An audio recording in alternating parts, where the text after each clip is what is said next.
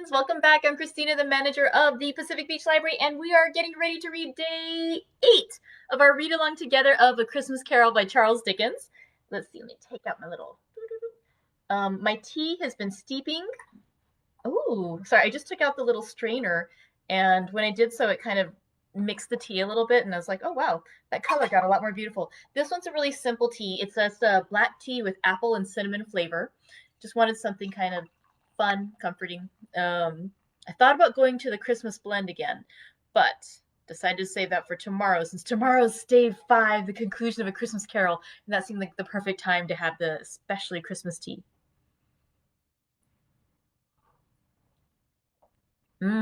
Really good. Okay. All right, so I feel almost bad that we're going to go so quickly. Hello! I just saw that Judy showed up, and right before I logged in, I was looking at a comment that she'd posted on our group about how her longest book that she read this year was The Count of Monte Cristo. It was my longest book by far, too. I don't know if anyone read anything longer this year than The Count of Monte Cristo, which again was like I think about 1,100 pages, 117 chapters. Well, the chapter length isn't the big deal, but yeah, it was like 1,100 very dense pages of wonderfulness, but still really long. If anyone read something longer, I would love to hear what it is. I'm just kind of curious because I think they don't usually publish such huge tomes very often. Trying to think if there's anything bigger lately that I've seen on the shelf. I don't know. There are definitely longer books, but that was a really long one. All right, so let's see. Let's talk a bit about yesterday's reading. Yesterday was a very short reading. Today will also be relatively short. We are getting to the conclusion of our book. Yesterday we read Stave 4, which was entitled The Last of the Spirits, and we read the first half.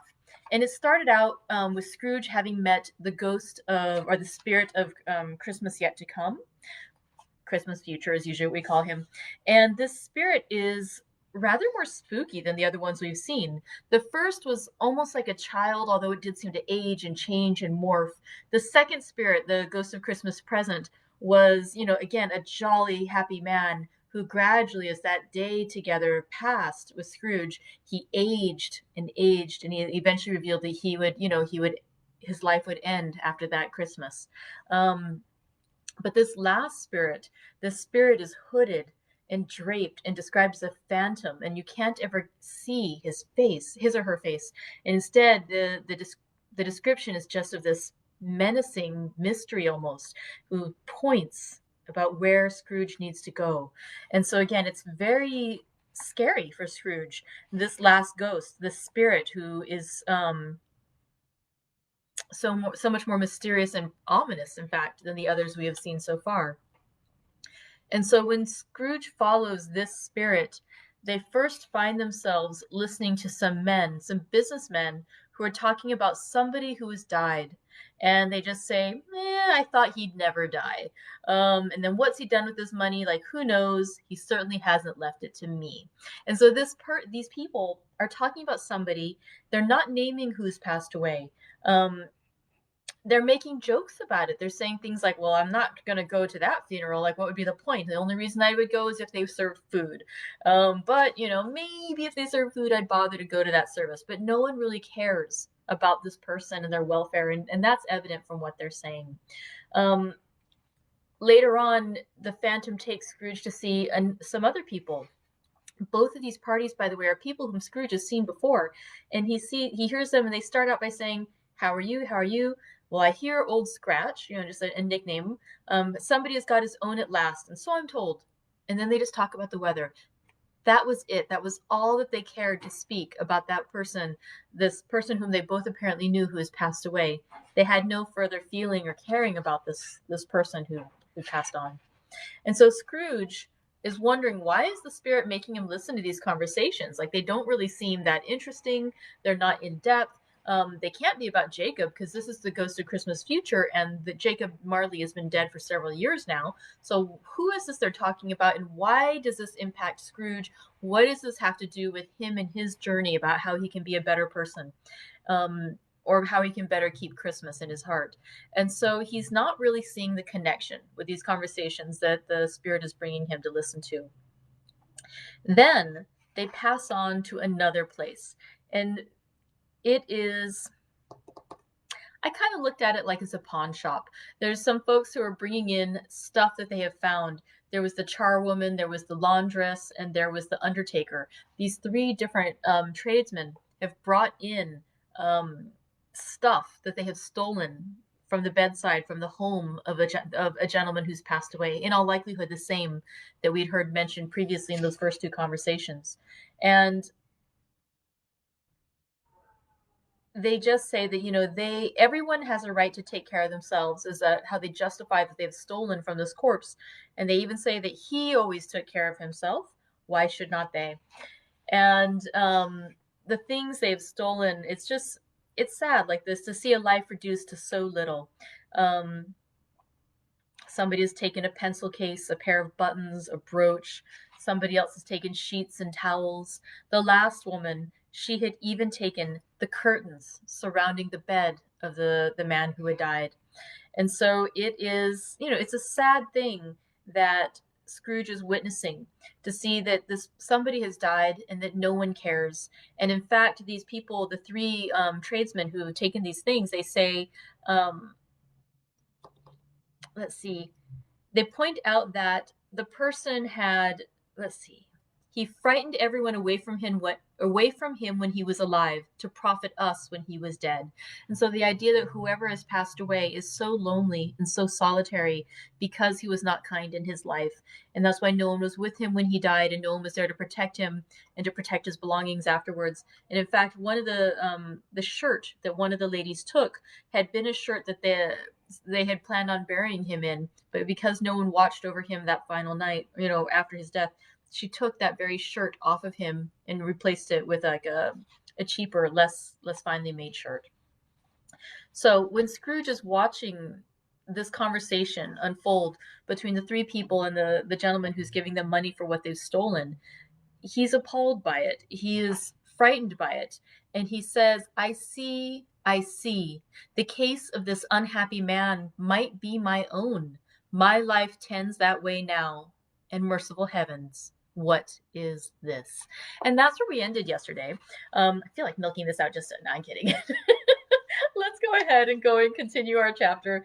We'll finish the stave today, and then tomorrow we will actually complete our book. Oh, before we get started too, if you have not signed up yet, and if you would like to, I don't actually know if you need to sign up. Come to think of it, I decided that I would try to do our tea party, our conclusion of the reading, in a different way, since we're already on Facebook together. Usually if you're tuning in live around 3 o'clock-ish, I thought what we would do is this Thursday, we'll try the Facebook rooms.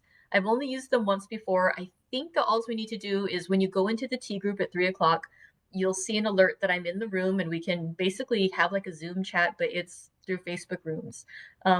Let's keep our fingers crossed that it'll work. I hope it will. And we can just chit chat about the book and about anything else. Bring some tea.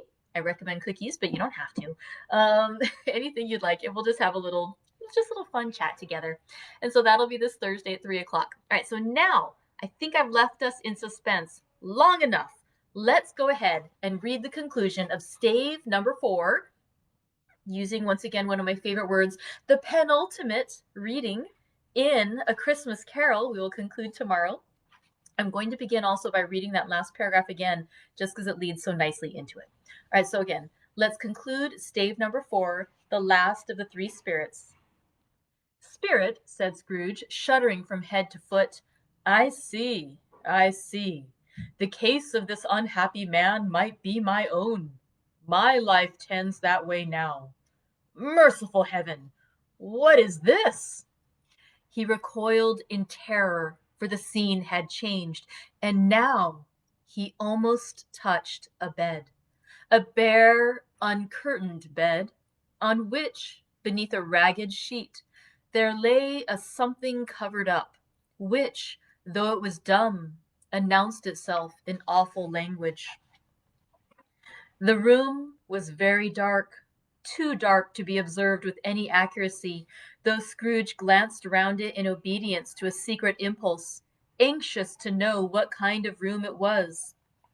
A pale light, rising in the outer air, fell straight upon the bed, and on it, plundered and bereft, unwatched unwept, uncared for, was the body of this man.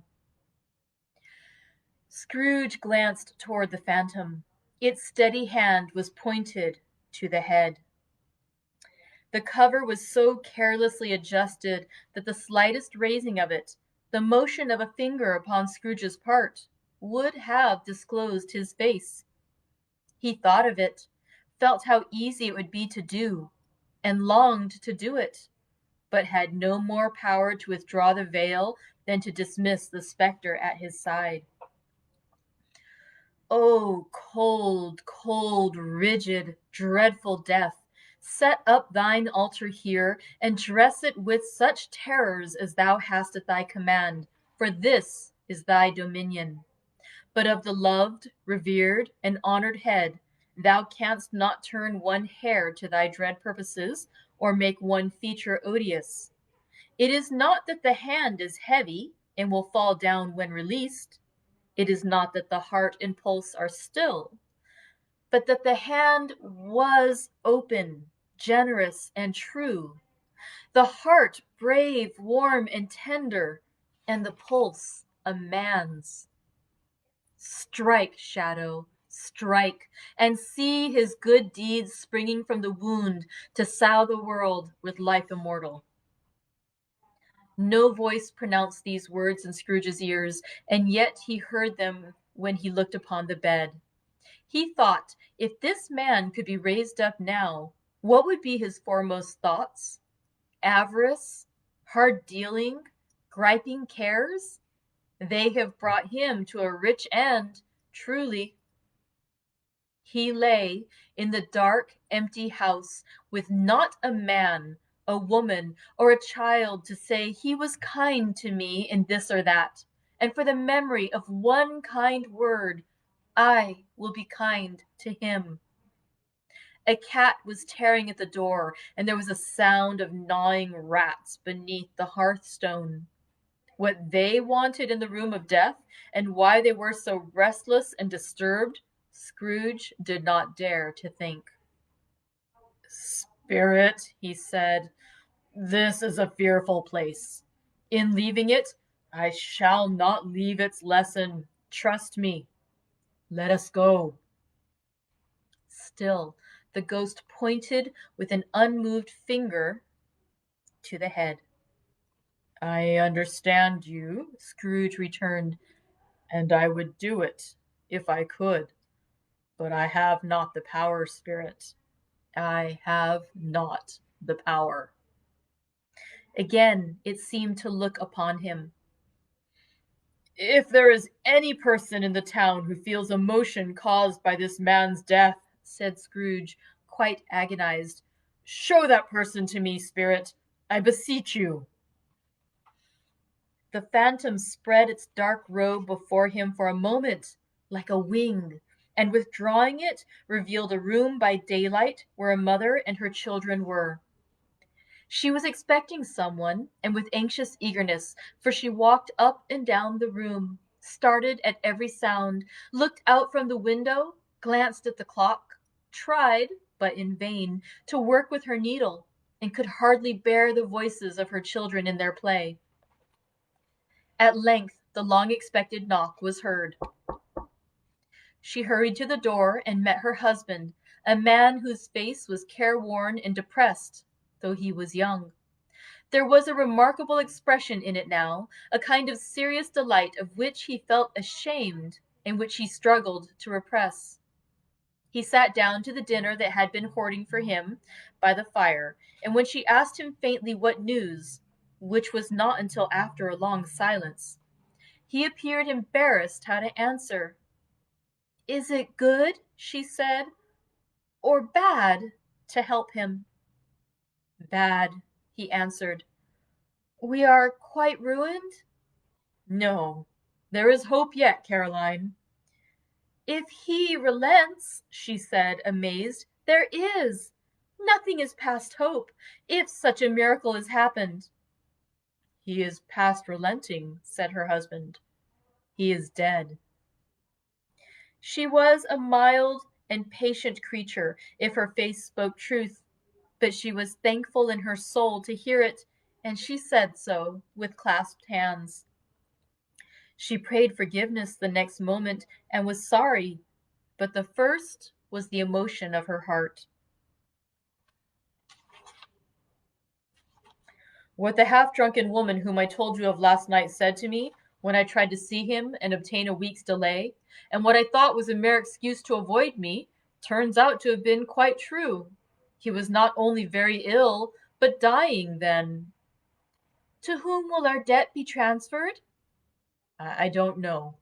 But before that time we shall be ready with the money, and even though we were not, it would be bad fortune indeed to find so merciless a creditor in his successor. We may sleep tonight with light hearts, Caroline. Yes, soften it as they would, their hearts were lighter. The children's faces, hushed and clustered round to hear what they so little understood, were brighter, and it was a happier house for this man's death. The only emotion that the ghost could show him, caused by the event, was one of pleasure. Let me see some tenderness connected with the death, said Scrooge, or that dark chamber spirit which we left just now will be forever present to me.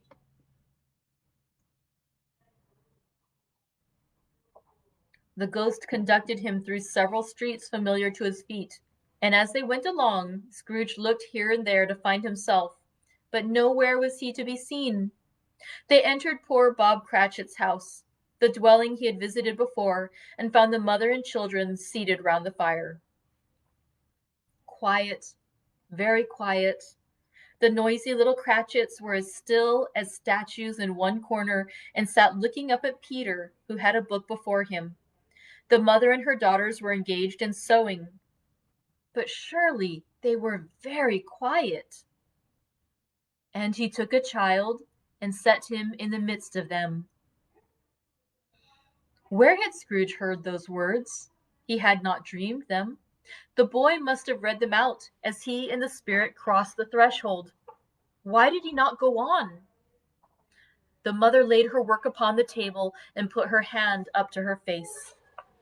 The color hurts my eyes, she said. The color? Ah, poor Tiny Tim.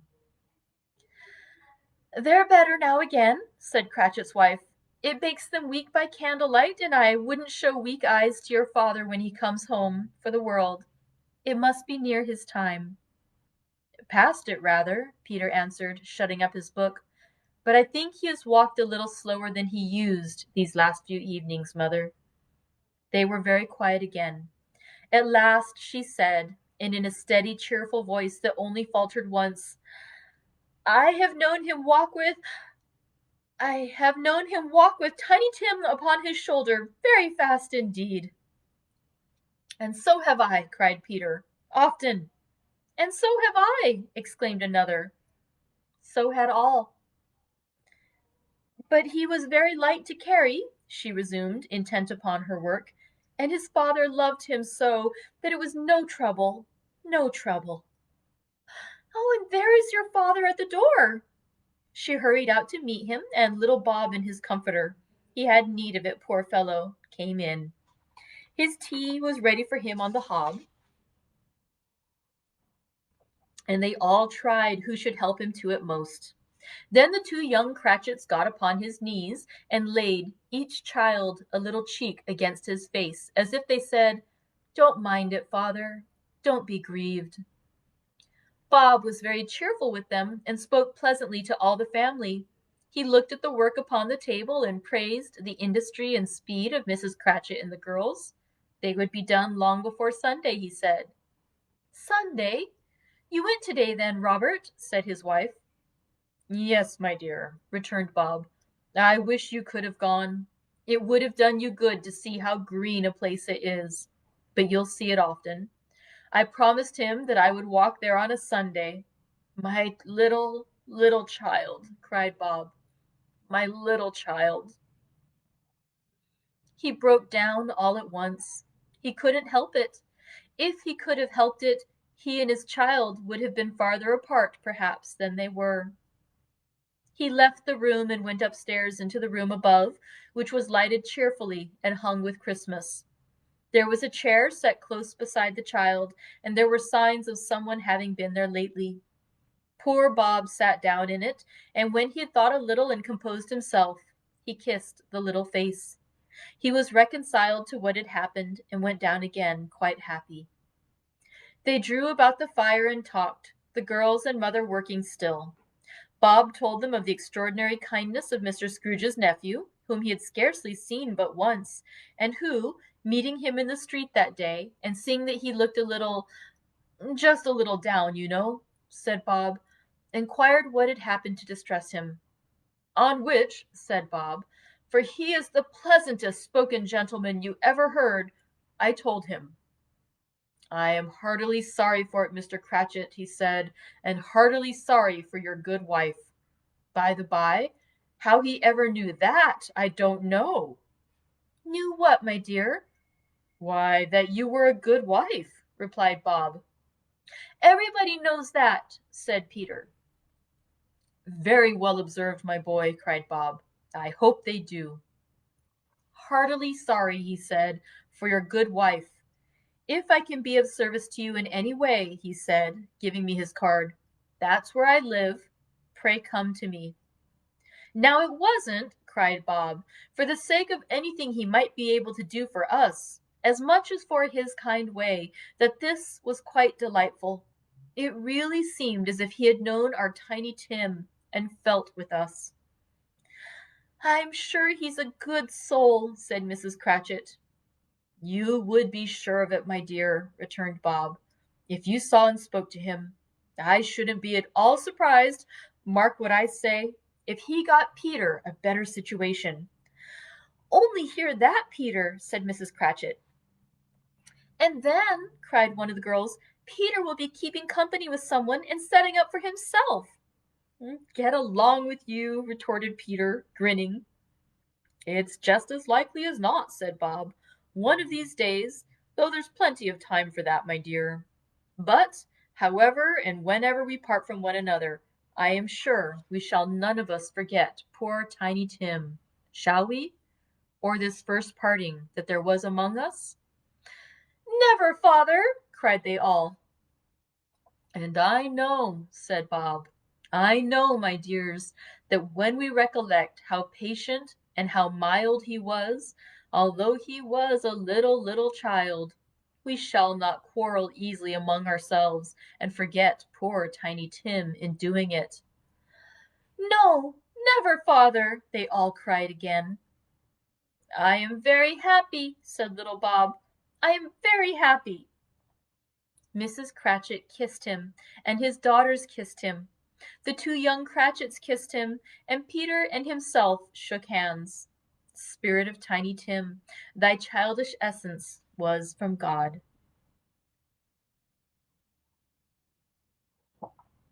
Spectre, said Scrooge, something informs me that our parting moment is at hand.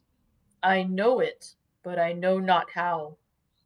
Tell me what man that was whom we saw lying dead. The ghost of Christmas yet to come conveyed him, as before, though at a different time, he thought. Indeed, there seemed no order in these latter visions, save that they were in the future, into the resorts of business men, but showed him not himself.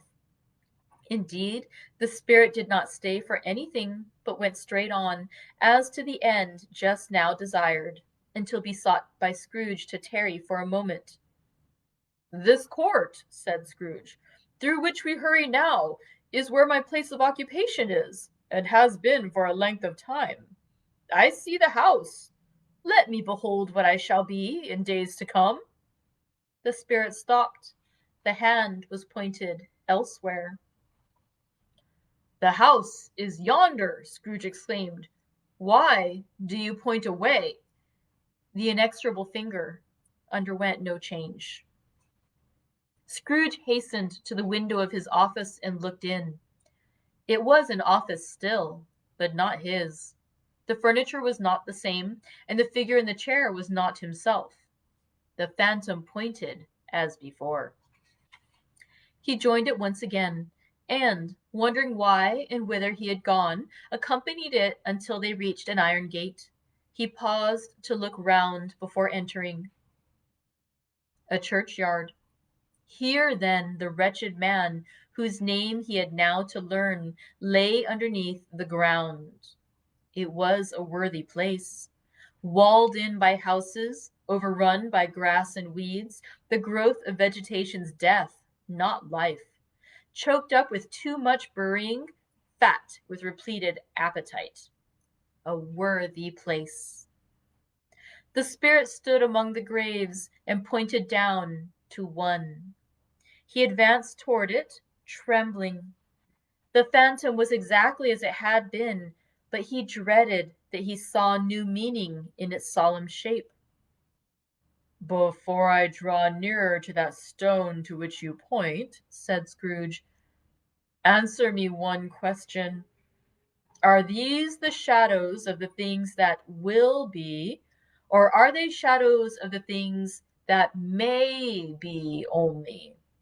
Still, the ghost pointed downward to the grave by which it stood.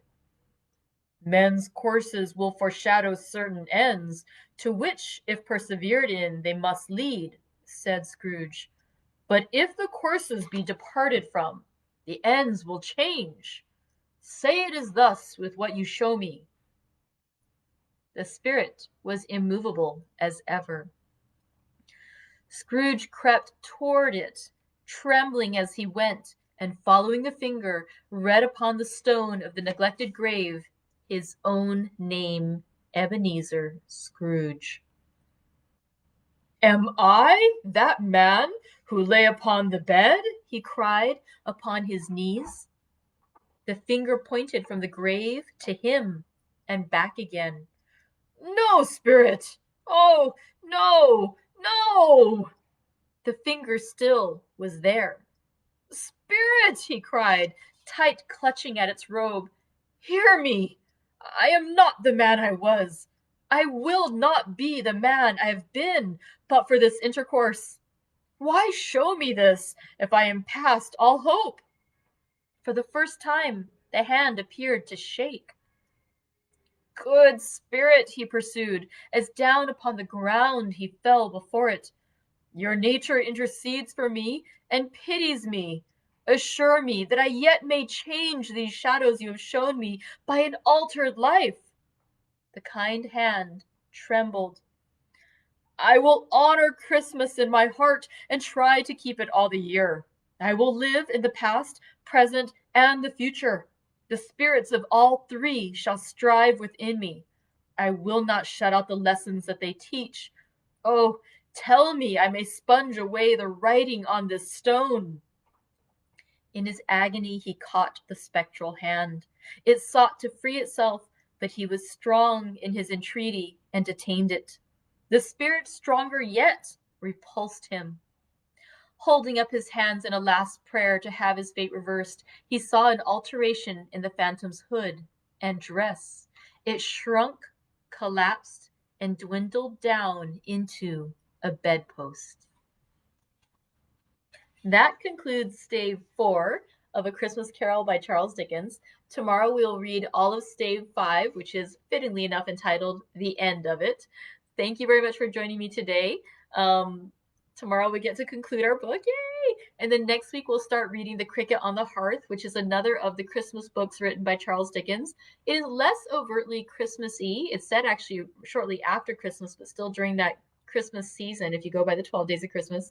But it is, but still considered a Christmas book because he published it in December in anticipation of the Christmas season. So thank you very much for joining me today. Tomorrow we'll read our conclusion of A Christmas Carol. I look forward to seeing you then. I hope you have a great rest of your day. Bye.